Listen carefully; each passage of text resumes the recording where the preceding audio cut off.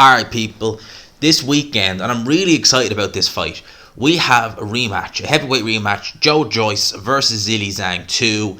It's happening in the OVO, the Wembley Arena. The last fight was in the Copper Box in the East End. It's going to be in Wembley in the northwest of London. I'm looking forward to it. The first fight was... Everything about the first fight, even when it was announced, was a bit of a surprise. Everything about it, because Joyce was in a very privileged position. He had just come off the back of a win on pay-per-view over Joseph Parker. He became the first man to stop Joseph Parker in a very dominant performance. He was getting a lot of praise from many people in the boxing world, and it was deserved. It was a good win against Joseph Parker. He was mandatory for Alexander Usyk. He was talking about that fight, and not even just the Alexander Usyk fight. If you think about it, there was talk. Warren was even mentioning Joyce as being an opponent for Tyson Fury in the summer. So there was potentially a lot of things on the table for Joyce.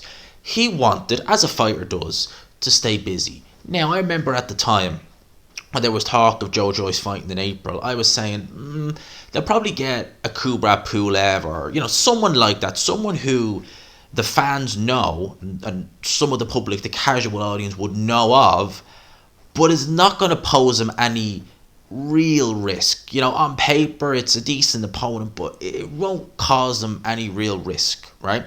Then they announced Zhang, and I was like, okay, that's interesting. Very happy because it's a good fight. I knew it'd be a good fight, but very surprised because in my mind I was like, that's a dangerous fight for Joyce. That is a dangerous fight. It's a dangerous fight. Zhang is dangerous for anybody. I underestimated him. I will admit to that. I watched him early on in his career and I was like, there's not really much there. He's quite slow. He's definitely got power, but his gas tanking on. There was a lot about him that I really just didn't really see. And when I watched, when he went into the Hrgovic fight, I was favouring Hrgovic, you may remember, very heavily to win the fight by a stoppage. Because I thought, Zhang hasn't really shown me much. He hasn't. So I'm looking at Zhang and I'm like, it won't. It went in there against Hrgovic and he arguably won the fight. He hurt Hrgovic a couple of times. Yes, he scored a knockdown. It shouldn't have been a knockdown. Realistically, it shouldn't have been. But on paper, it will say that he knocked Filip Hrgovic down. It was a very close fight. It could have went either way. A lot of people felt Zhang deserved to get his hand raised. So off the back of that, to go in with Joyce and to pick him as an opponent, I was like, okay, I'm happy, but that could rear up and bite you in the ass pretty damn quick. It did. Now, when I look at that first fight, just whoa, how many mistakes Joyce made from a tactical point of view. It was insane. I know Joyce is better than that. I know he can fight better than that. I know he can box better than that. I know his defense has never been his strongest. But even then, it was bizarre watching it. And in the post-fight review I did for that fight, I said, did he actually do any training with southpaws? Because it looked in there to me as though he didn't even know Zhang was a southpaw until he found out in the ring. Because of the frequency he was getting hit by the left hand, he was moving towards Zhang's power shot the whole time. Zhang was setting the shots up. He wasn't really being disguising him per se, but every time Joyce was hit by it, he was surprised. He couldn't see them coming. And he couldn't adjust to it. There was nothing he was able to do in that fight that he was able to adjust. He was rocked badly in the second round, recovered from it. Yeah, he didn't go down, but he recovered from it, but he was hurt.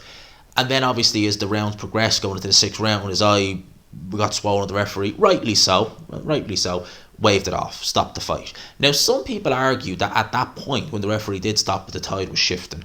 Now, no one can really know that for definite, right?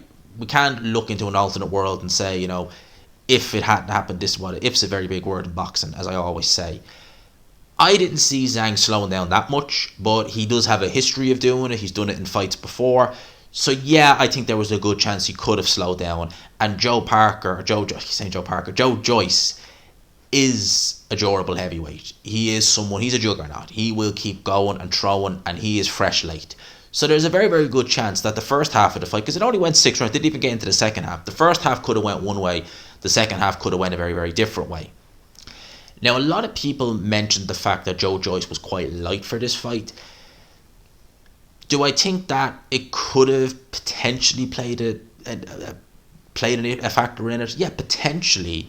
I think sometimes fighters, when it comes to weight, like Joe Joyce has never been a really overweight type of heavyweight. He's always had a little bit of fat there, but never anything terrible. You wouldn't. Joe Joyce you associate as a muscly heavyweight, not really a fleshy heavyweight. And normally when you see fighters be a bit weak and drained, they lose a lot of excess weight, fat weight, and they lose it in a quick amount of time. Did Joe Joyce really feel they're overtrained essentially? Did he feel the need to do it? I don't know. But all looks at things, he looks like he's going to be heavier in this fight. I reckon he'll be in the 270s. At least, probably low 270s to mid 270s. Could that play a factor in a sense of he's even slower? Potentially could. You don't know. Going into this fight, there's a lot of questions to be asked. We'll go through the tail of the tape very quickly. First off, we have coming to us from China, we have Zhilei Zhang, known as the Big Bang. And he does have banter. That's one thing I will say. Zhilei Zhang, although there's no English, there's banter there. Chat something, get zanged. Just for one. He comes into this fight with a record of 25-1-1. Sole defeat coming at the hands of Filip Hrgovic. The opponent is Joe Joyce. He is 38 years old. Comes to us from the United Kingdom. Comes to us from London in the United Kingdom. 16 fights, 15 wins, 14 knockouts, 1 defeat. 6'6", 80-inch reach. I believe it's the same. 6'6", doesn't have the reach listed here for Zhilei Zhang. Zhilei Zhang is a southpaw. Joe Joyce is an orthodox fighter. So going into this fight, how do I think it will be? Some people speculate that it's just going to pick off up from where round 6 left off, and that it's going to be an even easier fight this time around for Zhilei Zhang. Some people speculate that. Now, Zhilei Zhang was very good in the first fight, and there's no doubt in my mind he can be better in this fight. He took no real punishment in the first fight, lest we forget. It's not like he had to work. It's not like he had to leave something in the ring to get the win. He didn't really have to do much, realistically. Joe Joyce did a lot of the work for him. He moved into his power hand. He couldn't see it coming. He was easy to hit, easy to telegraph. Zhilei Zhang, at one point, you felt he was finding it harder to miss Joe Joyce with the left hand than anything else. So I reckon he's going to be fresh enough going into this fight. There's certainly a lot he can do to improve, and I think he will. I think he's going to probably try and... See, he wasn't really loading up with the left hand. It wasn't like he was really digging in and sitting in. He was just letting the left hand go, and Joe Joyce was getting hit and hurt by it. Will he try and put a bit more muster on it this time? And if he hurts Joe Joyce, will he really step on the gas? Would he feel like, okay, going into this fight, my gas tank is even better? Will he start to work Joe Joyce's body? Because the body has been a part of Joe Joyce, which is something that... His chin is good. I don't think it's as good as he makes it out to be. It's not like we're looking at a McClellan type chin or a Triple G type chin, a heavyweight, or a George Chavago, someone like that. It's not that good. It's good. It's above average, but it's not that good, right? He can be hurt to the face. He can be hurt to the head, but Joe Joyce critically can be hurt to the body as well.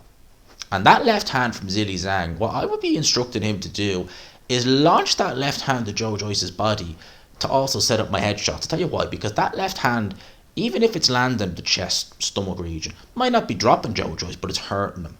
And Joe Joyce can be a bit cumbersome. He keeps the hands up high. If he's getting hit in the chest, those hands are going to start coming down a bit.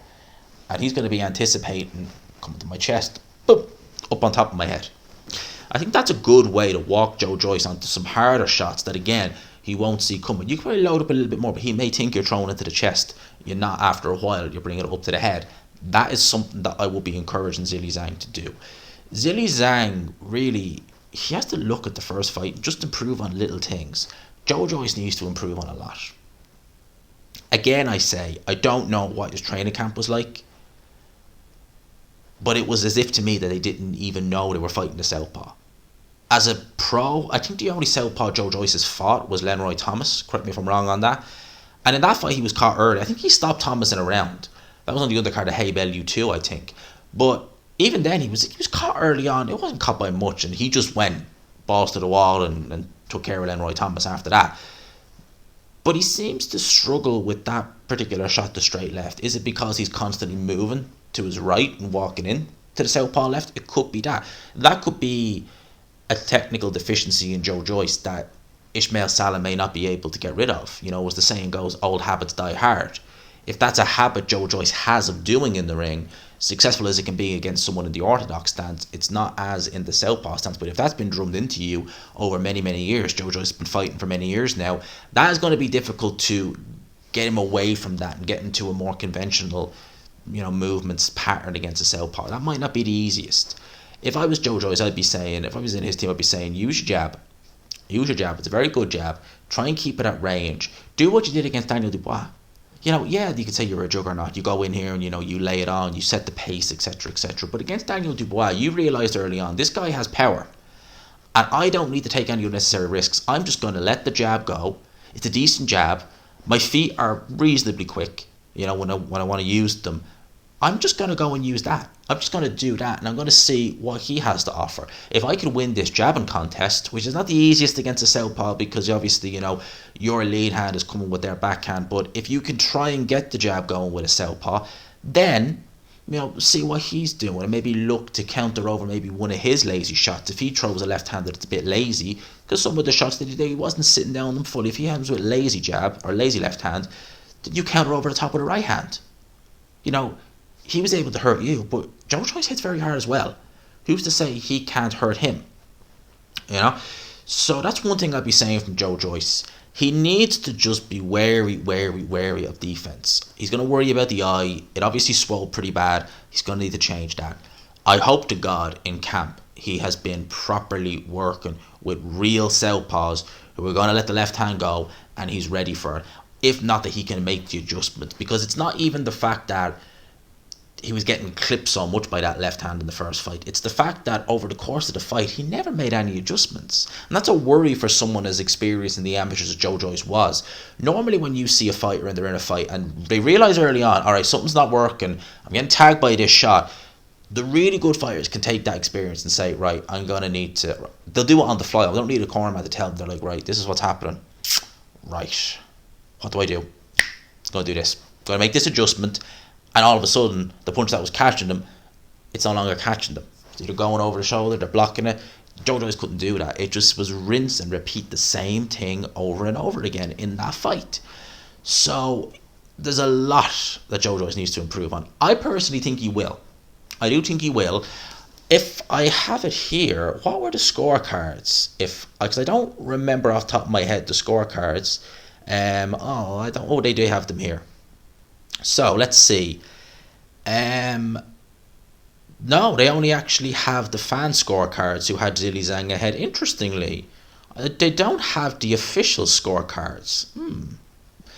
That's interesting. I wonder what the scorecards were at the time of the stoppage, because Frank Warren, and in the UK in general, in boxing in general, it tends to happen. If you're a home fighter, you do get, if a round's close, they normally tend to edge it for that fighter.